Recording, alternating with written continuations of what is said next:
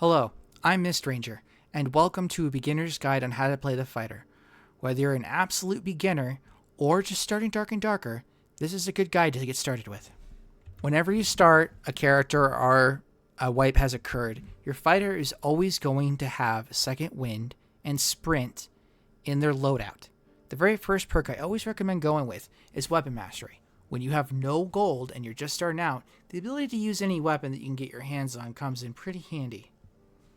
The next tip is when you're setting out your kit with your Squire by clicking on the Merchant tab and then going to Squire, is I like to switch out my arming sword for this one, and then I like to put it on my back with a lantern. This way I can block and defend and use lanterns when there's too much darkness and I need to see to get my abilities straightened out. The second perk I usually always recommend going with as soon as you level up is Swift to decrease the movement speed penalty for all armor types. Your third and fourth perk is going to mostly depend on your playstyle, besides the first two being the most important. Sword Mastery, if you're going to stick with your long sword, you can either use a shield or you can use a long sword in your kit, in your loadouts. You're going to have to buy them. And like I said, depending on your playstyle. Now, if you go for a Slayer, you're going to take on dual wielding and Slayer. It will stop your ability to wear plate, but you'll be able to hit really fast and you get 5 extra weapon damage.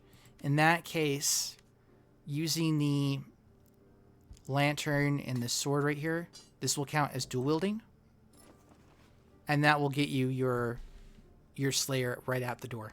If you have Weapon Mastery equipped, you can even do the Rondel Dagger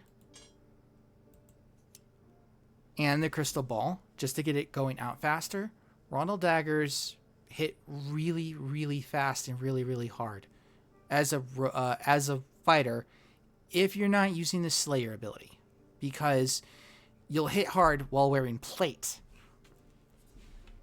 You can equip plate if you don't equip that, and you can hit really good. If you need ranged, by the way, all you need to do with Weapon Mastery equipped is just put the bow in your rotation,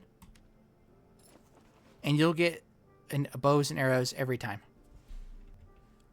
You can also do a pure shield build playstyle, where you get 50 plus on armor and magic resist. You gain movement speed, and you will notice the increased movement speed when you're in a defensive stance.